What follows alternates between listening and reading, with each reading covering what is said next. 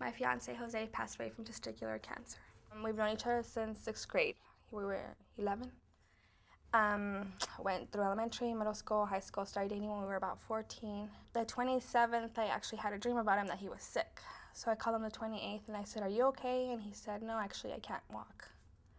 I was like, "What do you mean you can't walk?" And he's like, "I'm not feeling good. I just don't feel right. It's really hard to walk." I said, "Well, let me go take you to the emergency room," because we had no insurance or anything.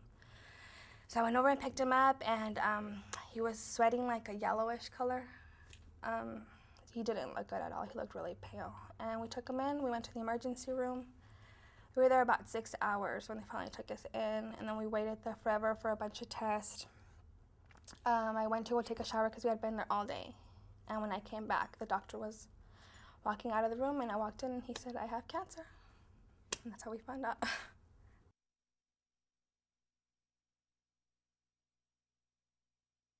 It's always going to be a guilt of why didn't he make it, or how could I have helped, or how could things have been different. And I think that's going to happen to everybody, because I don't think anyone ever plans this stuff.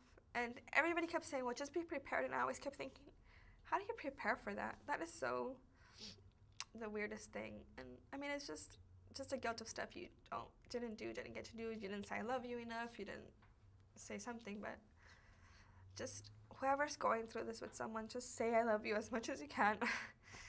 And just, I don't know, value every little moment. Whether they're gonna get cured or not, just value it. We went to ICU, and this nurse, she actually helped us the most, I think, because she actually told him, she's like, "You know what, you can decline anything. You don't want to get your blood drawn tonight, say no." And small stuff like that, doctors don't tell you. You know, small stuff like that gives them control, because they have no control of this thing whatsoever.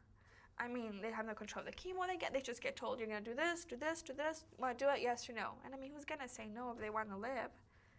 But I mean, little things like, you can say no to being poked tonight. That helped a lot, because that gave him somewhat of control. He was sick, and of course he needed treatment, but he's human. And I think that a lot of people forget that it hurts them. As much as it's curing them, that is killing them.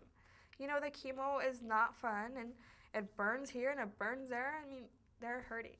And that was the best advice she could have given us. It was like, you're supposed to do this, but you can still live with just doing this, and it's going to be okay. And I think options are great for patients. My name is Claudia, and my fiancé, Jose, lives strong.